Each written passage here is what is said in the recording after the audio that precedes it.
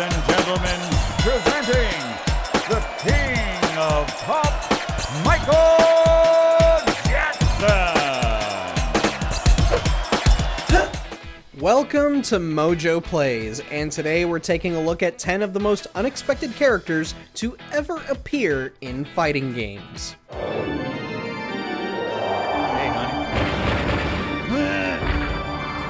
Before we begin, we publish new videos all week long, so be sure to subscribe to MojoPlays and ring the bell to be notified about our latest videos. Spartan 458, Dead or Alive 4. Your luck just ran out.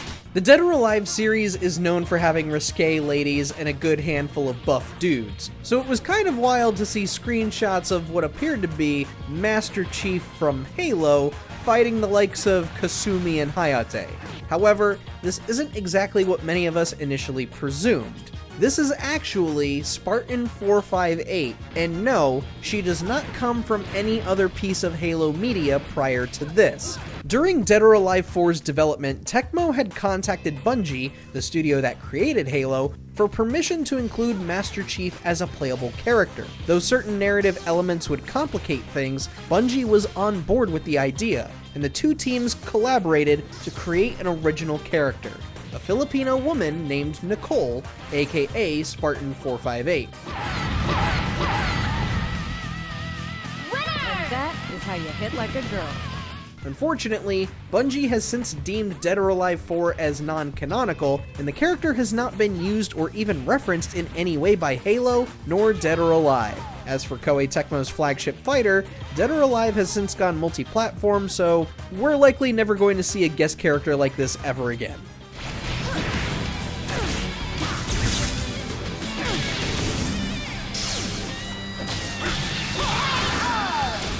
Earthworm Jim, Battle Arena Toshinden. Round one, fight! Initially, there wasn't anything super remarkable about Battle Arena Toshinden aside from the hilariously atrocious voice acting. That all changed in 1996 when Playmates Interactive published the game for PC and allowed their own Earthworm Jim to appear as a guest character. Sonic Flash! Sonic Flash! Sadly, he ended up just being a reskin of Rungo Iron, which means Jim didn't have his handy blaster with him for this outing. But hey, they did use his voice and even gave him his own theme song for when he's fighting.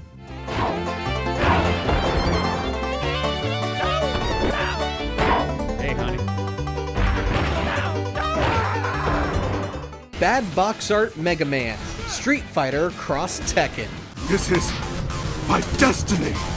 I'm strong. You'll lose. During development, producer Yoshinori Ono approached Mega Man co-creator Keiji Inafune about putting Mega Man into Street Fighter Cross Tekken. However, Inafune was against the idea as Mega Man had been featured in several fighting games before and asked Ono to come up with something original. What we got was, as you can see, not the blue bomber we know and love. Hello there, friend. Can I help you? Instead, we have this odd, middle-aged old fart who seems to be wearing some really bad cosplay. Well, this is actually Mega Man, as he appeared on the box art of the original game's North American release. According to Ono, it turns out that Inafune loved the idea. If only he wasn't such a horrible fighter in this game. Truly, he's bottom tier.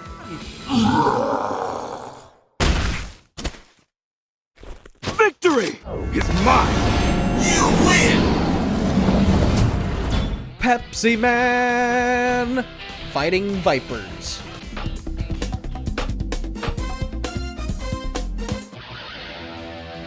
Yes, this Pepsi mascot, whose main purpose is to deliver refreshing beverages, is now delivering refreshing haymakers. But believe us when we say that there was a reason behind his inclusion. In the mid-90s, PepsiCo was aiming to compete with Coca-Cola in Japan, their strategy being to create a superhero mascot. Along with a litany of commercials featuring other Pepsi men and Pepsi women, the company entered a licensing agreement with Sega.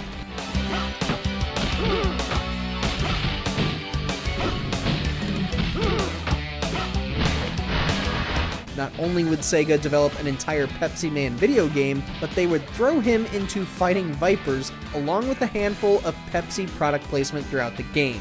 So, if you ever wound up feeling thirsty after an intense ladder, you can blame it on Pepsi Man! Win! Noramaru, Marvel Superheroes vs. Street Fighter.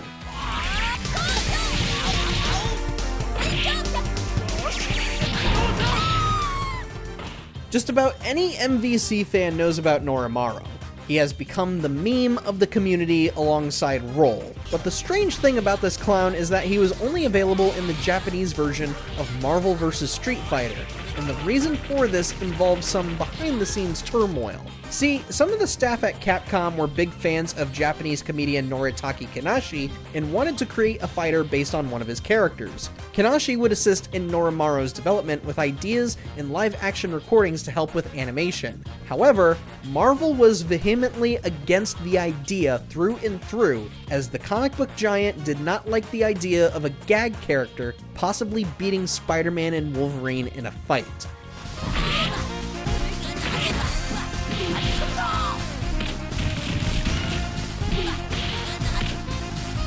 Capcom and Marvel went back and forth on Noramaru for quite some time until both companies agreed to just region lock the character.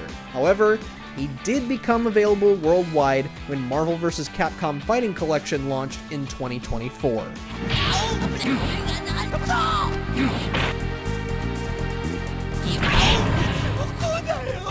Hornet, Fighters Mega Mix.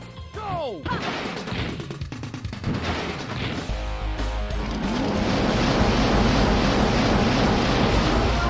Yes, you can play as a stock car in a fighting game.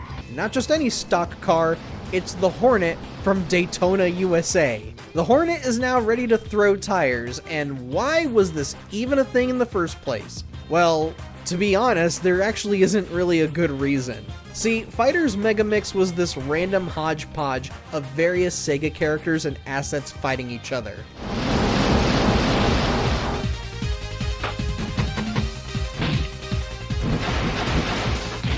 At first, you start off with Virtua Fighter and Fighting Vipers characters, but over time, you unlock bizarre fighters like Bean the Dynamite, and a Mexican bean named Deku, and Panda-chan, and of course, as you see here, the Hornet from Daytona, USA.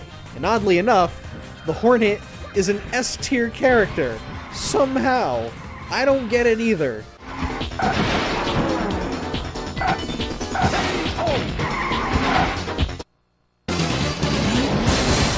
Negan, Tekken 7. Easy peasy lemon squeezy. When Negan was revealed at EVO 2018, the FGC was pleasantly confused. In what world does Tekken have any reason to cross over with The Walking Dead? And does Harada's appearance in the trailer indicate the dev was going to be playable too? Well, no. But according to producer Katsuhiro Harada and game designer Michael Murray in an interview, both of them were huge fans of AMC's The Walking Dead show.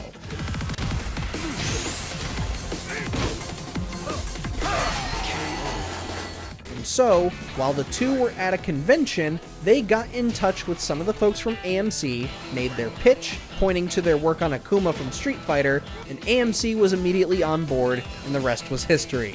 And not only does Negan feel good to play, he sounds good, thanks to that sultry voice of Jeffrey Dean Morgan. She is thirsty. She is a vampire bat. Barney the Dinosaur, Xenophage Alien Bloodsport.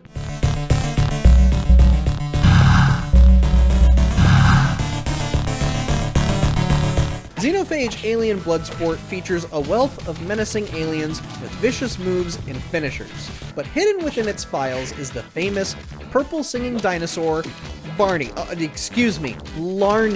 the Dinosaur.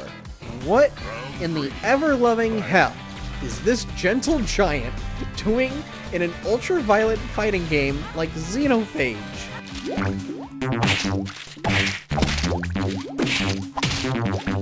Well, in the 90s, Barney went through an extensive period of hatred where terminally online adults would express bizarre hatred for a character that was made for toddlers, appropriately dubbed as Barney hate. Blarney could have been put into Xenophage as a means to capitalize on this phenomena and possibly get more eyes on the game.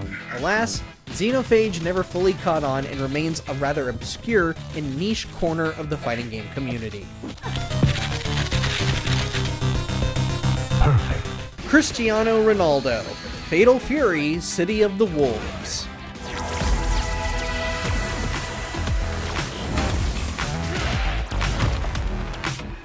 The return of Fatal Fury was something to celebrate, and indeed, folks did, up until the last couple of months when one real-world figure was revealed as a playable fighter, soccer athlete Cristiano Ronaldo. Why exactly was this controversial celebrity being put into a game of street brawlers, kunoichi, and supernatural fighters? Well, here's the thing. Developer and publisher SNK is owned by the Saudi Arabian Public Investment Fund through its subsidiary, the Electronic Games Development Company. Great name, by the way. Where you headed? Yep. And as of this video, Cristiano Ronaldo still plays for the Saudi Arabian football club Al Nassr FC, which is also owned by the Public Investment Fund. Many fans saw this as a major overstep on the Saudi royal family's part, and Ronaldo's legal troubles, which range from accusations of tax evasion to sexual assault, did not help. Needless to say, this painted a dark picture for both Fatal Fury and SNK's future, and it was even more telling when SNK's CEO stepped down less than a month after City of the Wolves launched. Hey, I want more. And finally, Michael Jackson, ready to rumble boxing, round 2. Michael Jackson.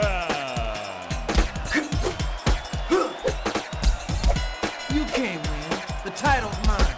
During its brief time in the spotlight, Ready to Rumble Boxing Round 2 was known for its roster composed of exaggerated characters and celebrities. But MJ was reportedly already a huge fan of the first game, which was the catalyst for this entire collaboration. The King of Pop assisted in Round 2's development by providing motion capture for his character, complete with his trademark dance moves. They call me the King of Pop. It's an extremely hilarious and strangely cool guest character to have in any type of game. Honestly, of all the guest characters to appear in fighting games, this iteration of Michael Jackson might be the coolest. Miracle Johnson from Yakuza 0 is a close second. You ain't seen nothing yet. Hey, I got into this game for a real match. Tell us, have you played any of these characters for yourself? Let us know down in the comments, and be sure to subscribe to MojoPlays for more great videos every day. Winner! Hostile down.